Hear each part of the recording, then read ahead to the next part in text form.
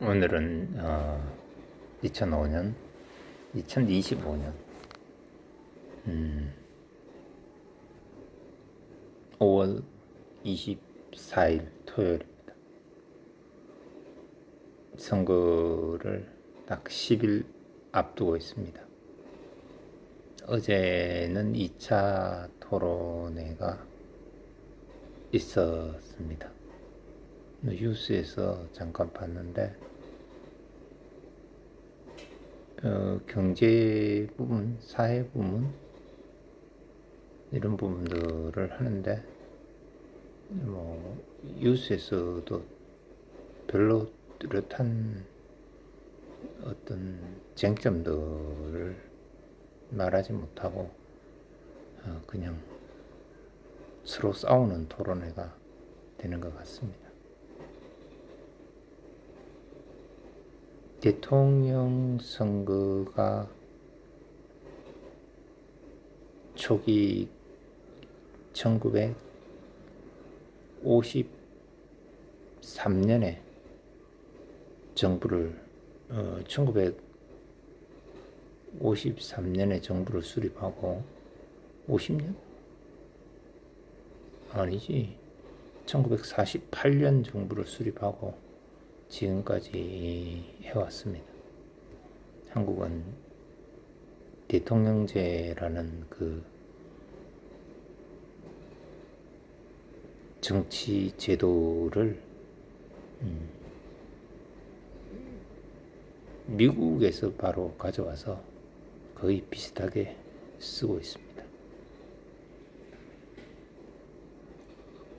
그 과거 대통령은 한 번 되면 독재를 하면서 장기 집권을 하면서 다른 야당 세력을 철저히 탄압하면서 자기의 정권을 장기로 유지했습니다. 이런 시기를 거치면서 국민들은 그리고 간접 선거 방식을 도입하게 됩니다. 직접 선거를 하면은 자기가 다시 대통령 될 수 없을 것 같으니까 대통령 선거를 뽑는 사람들을 다시 뽑아서 간선제로 대통령이 되는 체육관 대통령이 됐습니다. 그리고 다시 정권을 잡을 수 있도록 재임을 방지하는 법을 다 바꿔서 유신헌법이라는 걸 통해서 장기 집권, 영구 집권할 수 있는 제도로 법으로 만들었습니다. 그렇죠. 이렇게 유신 독재를 연장한 박정희가 79년에 자기 측근의 총에 맞아 청와대 뒷방 술 마시다가 죽고 그 이후에 하나회를 중심으로 한 육사 출신의 쿠데타 세력들이 군사 정권이 들어서게 됩니다. 이게 전두환 정권이 80년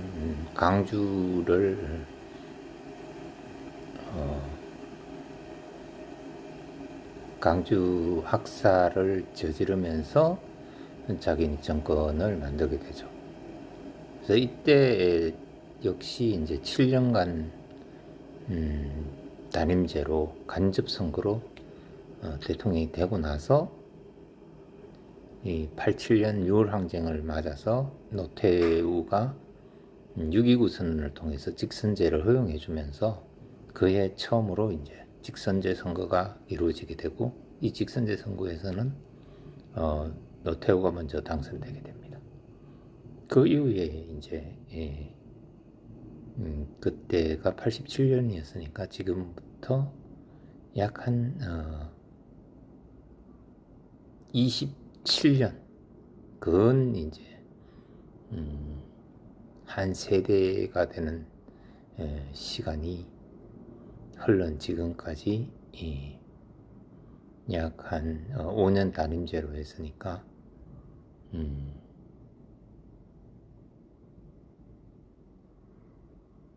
8번의 대통령이 바뀌게 됩니다. 짧게 하는 사람도 있었고 시기가 이렇게 되게 되니까, 그래서 지금 쭉 세어봐서는 약 한 21대 대선이라고 합니다. 근데 대선은, 우리나라의 대선은 특이한 게 한 번의 투표로, 결선 투표가 없습니다. 한 번의 투표로 최다 투표자가 최다 표를 얻은 사람이 당선되게 됩니다. 5년 단임으로 되어 있고, 대통령이 되면은 행정부 수반으로서 정치, 외교, 군사 등의 모든 정권을 가져가게 됩니다. 정부 여당을 구성하고 이렇게 행정부를 모두 갖게 되며, 기타 국가기관과 공기업 등의 자기 임명권들이 있는 곳에 최대한 활용해서 자기 편을 그 자리에 앉히게 됩니다. 그래서 정치적으로 장악하고, 권력을 장악하고, 사회 전반적인 그 위치에 자기 이를 따르는 사람들을 다 심어줄 수 있는, 정치적 특혜를 줄 수 있는, 보상을 해줄 수 있는 절호의 기회로 우리나라의 정치는 이루어져 왔습니다. 그러면서 이 5년 재임 기간을 통해 권력을 장악하고 사법부나 기타 이 검찰, 또 모든 그 감사원, 관련 기구, 행정부 등을 휘두르면서 상대편은 최대한 상대편의 굴복을 받고 상대편에게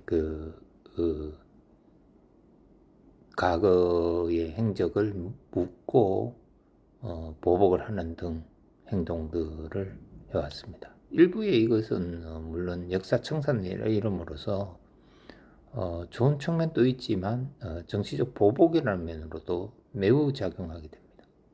이런 것은 한쪽이 감옥에 계속 가고, 또 다른 쪽은 죽고, 또 검찰에 불려가고, 이런 것들이 끊임없이 반복되는, 또 그 일가족이 조사받고 측근들이 감옥에 가고, 이런 일은 비일비재하게 나타났습니다. 이런 것이 이루어지는 근본적인 원인이 한국 사회의 대립과 갈등이며, 진보와 보수라 진영이라고 일컬어지는 진영 싸움에서 정권이 서로 어느 쪽에 먹게 하는 것이냐, 어느 쪽이 정권을 가질 것이냐, 그랬을 때 어마어마한 이익을 얻을 수 있다. 이런 것이 국가의 발전이나 국민의 이익은 말로만 이루어지고, 실제로는 어떠한 것도 비전이나 어떤 실제 정치적 역할에서 이루어지는 경우가 거의 없습니다. 모든 사회 제도나 경제, 주택, 청년, 실업, 출생률 이렇게 이야기하지만, 경제 이런 이야기, 세금, 저성장 이야기를 하지만, 실제로는 이 정권이 가지고 있는 속성상 자기네 이익을 최우선시하는 걸로 보입니다. 이게 나라의 발전에 과연 어떠한 장애로 작용할 것인가, 이게 우리가 봐야 할 점입니다. 지금까지의 민주화 과정 이후에 약 한 20년 내지 30년의 과정을 거쳐왔다면 과연 이후에 2025년 이후에 그 우리나라의 정치적, 사회적 방향성은 어떻게 설정되어 갈 것인가? 이거는 정치의 일각에서의 정치인들의 모습으로 결정되는 건 아닙니다. 이것은 세계의 세계적인 어떤 흐름과 그리고 우리 국민의 자각 정도, 우리 국민의 움직임, 의식 이런 것들이 전체적이고 총괄적으로 반영돼서 현재 정치 시스템과 어우러져서 어떤 변화를 만들어낼 건지, 어떤 방향성을 가질 건지가 중요한 문제로 보입니다. 문제가 될 것입니다. 네, 그런 면에서 이번 선거를 가름으로 과연 우리 국민들이 갖고 있는 어려움들, 삶의 어려움들이 이 정치를 통해서 어떻게 하면 좀 더 해소되어 나가고 우리나라의 정치가 어떻게 더 발전하면서 나라의 위상이 발전될 수, 향상될 수 있을 것인가, 이런 것들이 고민이며 관점이어야 합니다. 그것은 민주주의와 어떤 국가의 발전이라는 면에서 밑바탕을 이룰 것입니다. 그러나 이것은 결코 그 경제 성장이라는 단일한 시각으로 바라봐서는 올바르지 않다고 봅니다.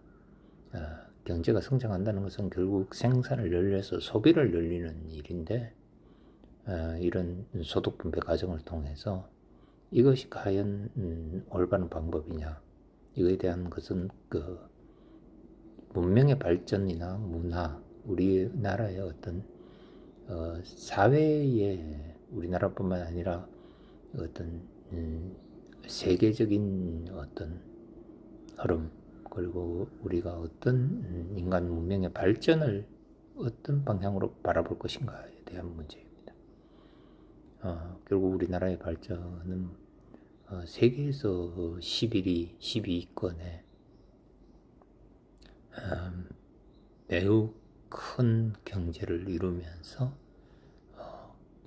개인 소득이 높은 나라로 발전해 있는 상태입니다. 그렇지만 사회는 높은 자살률과 빈곤율을 자랑하고 있는 상태입니다. 이런 것들이 빈곤율은 사실은 상대적 격차의 빈물률은 다른 나라도 극심한 경우가 있고, 자살률이 높다는 것은 이건 아주 특별하게 바라봐야 될 문제일 것 같습니다. 그만큼 어떤 스트레스가 높고 사회적 절망도가 높은 상태에서 사람들이 자신의 목숨을 스스로 끊는다는 것은 그 사회에 매우 부정적인 요인이 발생하고 있다는 겁니다. 물론 그 출생률의 저하도 그런 면을 반영하고 있기도 합니다. 물론 출생률의 저하는 결국은 큰 문제라기보다는 사회 현상으로서 사회 비용, 여러 가지 그 교육 비용이라든지 주거 비용이라든지 육아 비용이라든지 이런 것들이 상승하면서 젊은 부부들이 아이를 낳지 않는 그런 경향을 보이고 있는 것인데, 이러한 것은 그렇게 사회에 부분적으로는 물론 단기적으로는 문제점이 될 수 있지만 근본적인 문제라고 볼 수는 보기는 어렵습니다. 그런 면에서 아까 말한 소비를 줄이는 문제, 그리고 단지 그 발전이라는 것이 규모의 발전으로 이루어지는 것이 아니라 실제적인 그 사회 안에서의 개인들의 행복도가 높아질 수 있는 그런 사회를 우리가 어떻게 만들어낼 수 있을까 하는 것에 대한 고민이 이루어져야 하는 것입니다.